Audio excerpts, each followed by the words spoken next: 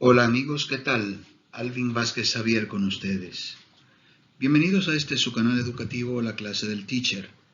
Es un grato placer presentarles esta práctica número 1, determinación del punto de fusión, perteneciente al Laboratorio de Química Orgánica, Química 122, de nuestra Universidad Autónoma de Santo Domingo. Sin más preámbulos, iniciamos.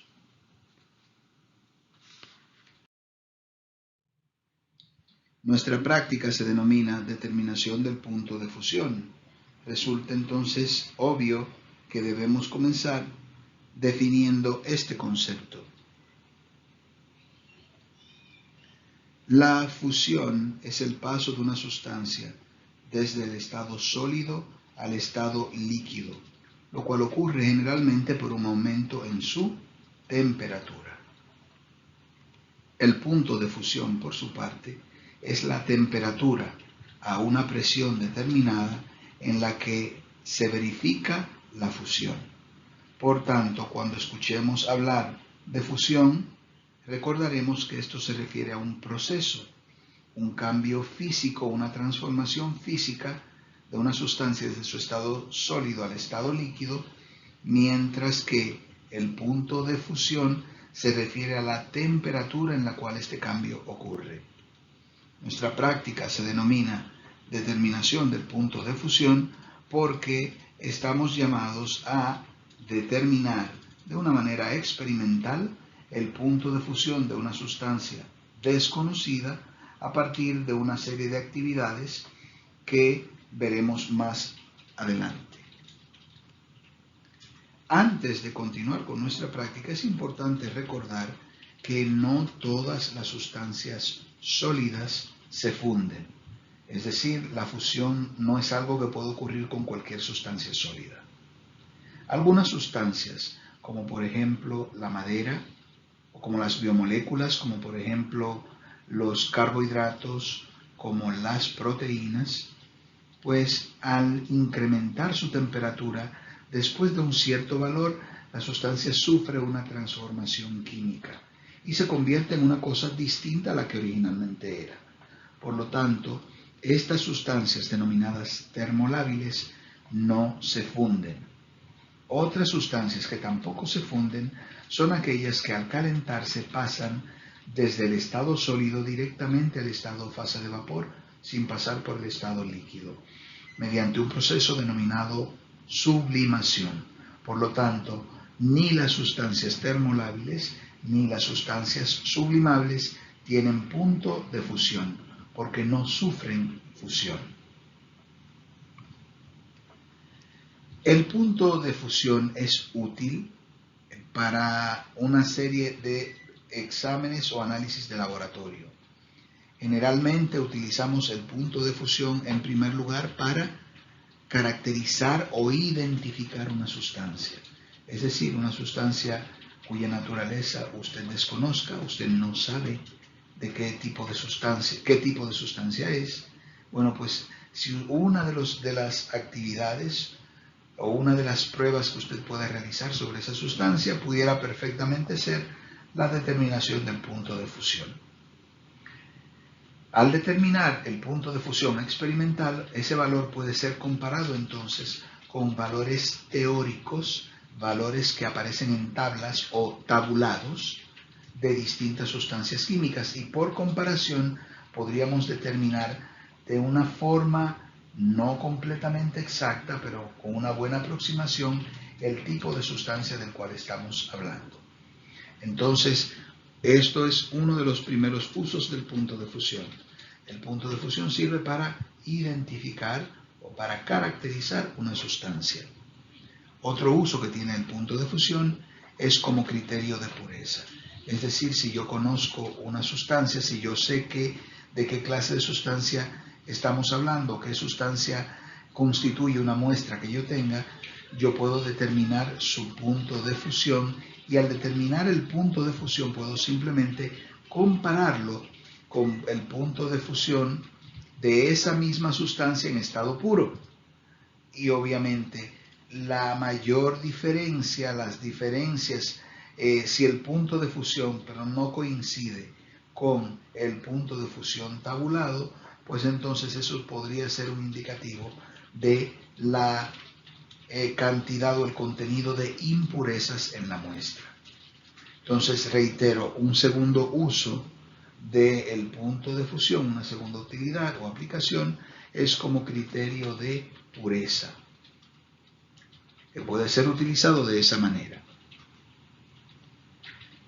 Por último, veremos en este punto el hecho de que existe una relación bastante cercana entre el punto de fusión de una sustancia y su polaridad. Ustedes recordarán que la polaridad se refiere a la naturaleza, al tipo de enlace que forman los átomos que forman o que constituyen la sustancia determinada. Ustedes recordarán que un compuesto iónico es aquel que se caracteriza por estar formado generalmente por metales y no metales, átomos de metales y no metales unidos mediante un enlace denominado asimismo enlace iónico. Un compuesto covalente pues será un compuesto formado generalmente por dos no metales o dos iones de electronegatividad bastante parecida, y el enlace covalente es un enlace más débil que el enlace iónico. Bueno, pues por lo general las sustancias iónicas, sustancias por ejemplo inorgánicas, se caracterizan porque tienen un alto punto de fusión en comparación con las sustancias orgánicas. Las sustancias orgánicas tienen un punto de fusión más bajo en razón del tipo de enlace, el enlace covalente que las forma.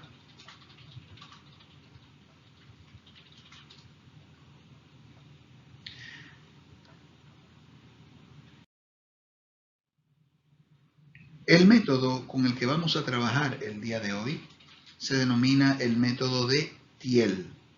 Johannes Thiel fue un químico de origen alemán que se destacó por una serie de trabajos en el área de química, fundamentalmente en el área de química orgánica.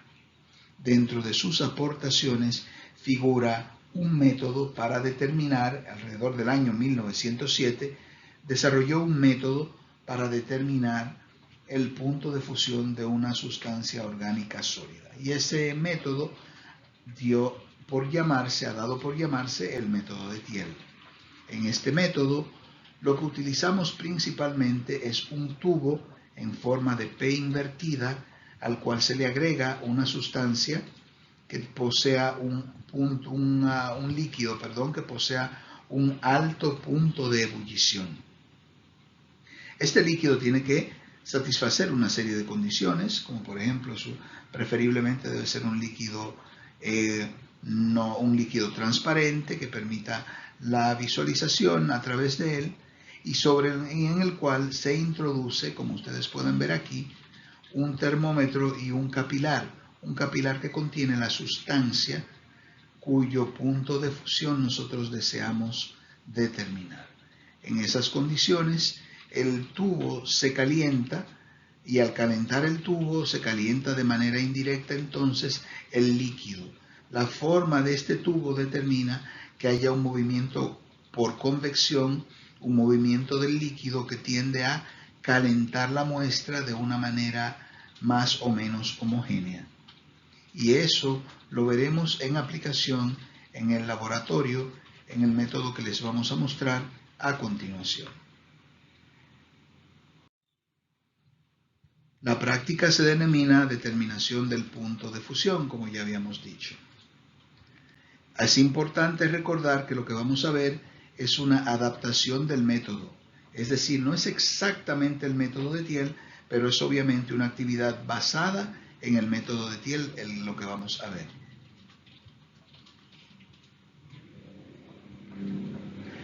Dentro de la cristalería e instrumentos que necesitamos están los que aparecen aquí. Como ustedes pueden ver, tenemos en primer lugar una base universal. A esa base universal está unido un aro de metal sobre el cual reposa una rejilla de amianto. Ahí vamos a colocar un vaso o beaker, un vaso de precipitado o beaker con vaselina líquida, que será nuestro líquido transmisor de calor. Fíjense que en la parte superior entonces tenemos aquí una pinza para bureta, pero en ella lo que tenemos es en realidad un termómetro. Ese termómetro en la parte inferior, como ustedes pueden ver por aquí, ahora pueden apreciarlo, pues tiene atado un capilar, dentro del cual está el sólido que nosotros deseamos fundir, o cuya temperatura nosotros deseamos determinar, cuya temperatura de fusión deseamos determinar. En la parte inferior aquí tenemos obviamente el mechero de Bunsen, que servirá como nuestra fuente de calor.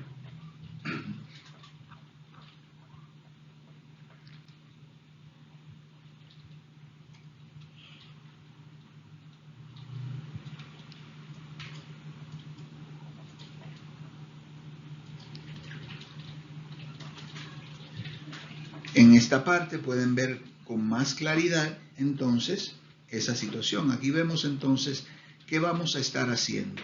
En primer lugar, sumergir el sólido contenido en el capilar dentro del vaso con vaselina líquida. Esa es nuestra primera parte.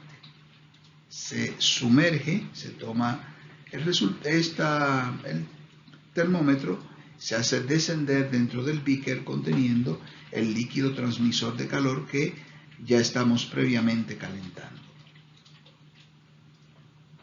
Fíjense que en la medida en que se calienta, pues entonces la temperatura en el termómetro obviamente va a comenzar a subir. Hay un aumento gradual de esta temperatura. Eso significa que el bulbo del termómetro está siendo calentado, y como el sólido está ahí dentro, pues el sólido será calentado también. Entonces ustedes van a ver que el sólido dentro de este capilar pues va a ser calentado de manera indirecta. ¿Por qué? Porque lo que se está calentando, el fuego está calentando el beaker, y a su vez está calentando también esta vaselina que tenemos aquí. Entonces el calentamiento eventualmente afectará al sólido que está aquí. ¿Cuál será la temperatura de ese sólido? Bueno, pues la que marque el termómetro, porque si se fijan, el sólido está justo al lado del bulbo del termómetro. Por lo tanto, la temperatura que determine o que marque el termómetro deberá ser muy probablemente la temperatura a la que el sólido está expuesta. Entonces seguimos calentando, y si se fijan, en un momento determinado comienza a ocurrir un cambio. El sólido, de alguna manera o de otra, en algún momento determinado comenzará a variar su volumen. Cuando eso ocurra, nosotros nos vamos a dar cuenta de que el sólido, de que al variar su volumen, eso quiere decir que el sólido está fundiéndose.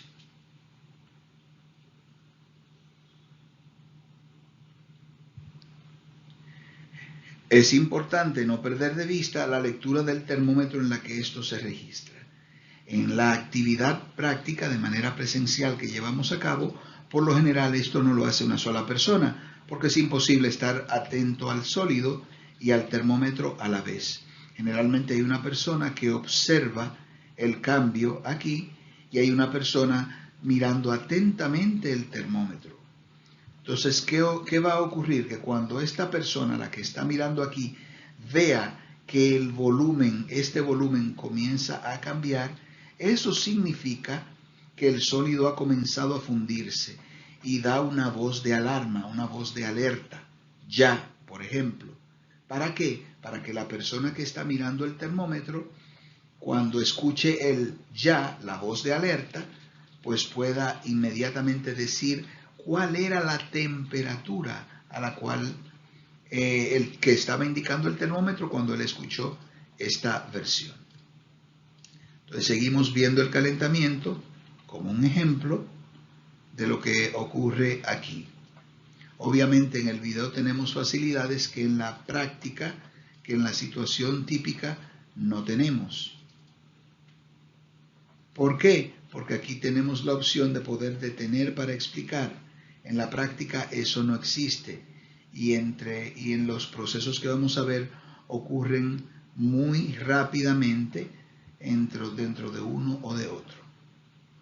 Seguimos calentando el capilar, reitero, hasta ver cuando comience a haber algún tipo de cambio en el sólido considerado, en el volumen del sólido considerado. Miren, ahí comenzó un cambio. No sé si se dieron cuenta que esta parte comenzó a disminuir. Eso quiere decir que ya el sólido comenzó a fundirse. Este es el inicio de fusión del sólido. En este punto anotamos la temperatura. La persona da la voz de alerta y la persona que estaba leyendo el termómetro simplemente reporta la temperatura a la cual este proceso se inició. Ese valor, imagínense ustedes, por decir un número, que sea 95 grados, pues esta persona dice 95 grados y ese valor, una tercera persona, por ejemplo, lo anota para tenerlo ahí. Entonces, pero los dos, tanto quien está mirando el sólido como quien está mirando esto, tienen que estar atentos a lo que está ocurriendo. ¿Por qué? Porque vamos a registrar una segunda temperatura cuando el proceso finalice y lamentablemente no hay una gran brecha entre una y otra. De hecho, no debiera haberla. Fíjense que el proceso comenzó, fíjense cómo se está esto fundiendo, su volumen está disminuyendo y cuando todo desaparezca, cuando el sólido desaparezca, en el mismo momento en el que el sólido desaparece, es el momento en el cual la temperatura ha finalizado, es decir, el cambio, la transformación ha terminado. Entonces, ahí finalizó la fusión.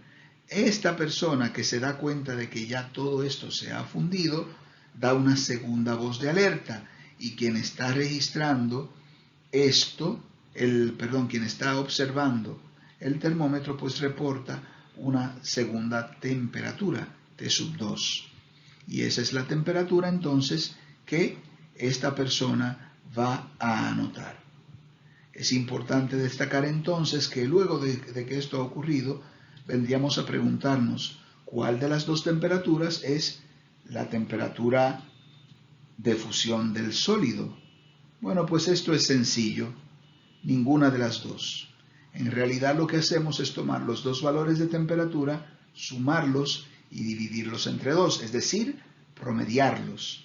Y el resultado sería el valor experimental que un ensayo nos dio. Ese sería, reitero, el valor de un ensayo. Entonces, ese segundo valor lo tenemos y ahí vemos, se anotan las temperaturas y se calcula su promedio, reitero, sumando los valores y dividiéndolos entre dos. ¿Qué tan confiable es un valor? En realidad, muy poco confiable. Por eso, esta práctica, en la realidad, el método que diseñó Thiel, pues requería que esto se hiciera varias veces, es más, decenas de veces, y se determinara una y otra vez una temperatura para cada uno de los ensayos y que luego se sumaran todos los ensayos y se dividieran entre ellos para encontrar un valor aproximado del punto de fusión. En la práctica nuestra, por una cuestión elemental de tiempo, pues por lo general lo que hacemos son 2 o 3 ensayos y luego promediamos para poder determinar cuál es el valor que nosotros necesitamos o que debemos obtener, o el resultado que nosotros entendemos que estamos obteniendo a partir de la práctica. Entonces, eso, jóvenes, es, en resumidas cuentas, la práctica del día de hoy. Es importante destacar algo que creo no haber mencionado anteriormente, y es el hecho de que generalmente entre 2 ensayos consecutivos, la temperatura experimental de fusión no debe exceder los 2 grados. Si excede los 2, o si hay más de 2 grados entre una y otra, significa entonces que en algún punto del proceso, pues aplicación del proceso, quizás la visualización de la temperatura de fusión o la visualización de esta pequeña muestra de materia que yo les he indicado, pues probablemente eso significa que la temperatura no fue bien determinada. Por lo general, cuando uno determina varias temperaturas, descarta o solamente toma aquellas cuyos valores están bastante próximos entre sí, no superados por unos 2 grados entre una y otra. Y con esto, jóvenes, pues nosotros terminamos lo que sería la práctica del día de hoy. Fíjense ahí donde lo reitero, esta información que les acabo de dar. Pueden leerse ese párrafo con un poquito de más de calma, más de tiempo, pero es principalmente lo que les he acabado de decir. Con esto, reitero, pues, mis queridos jóvenes, les doy las gracias por su atención y nos vemos en nuestra próxima actividad práctica. Saludos.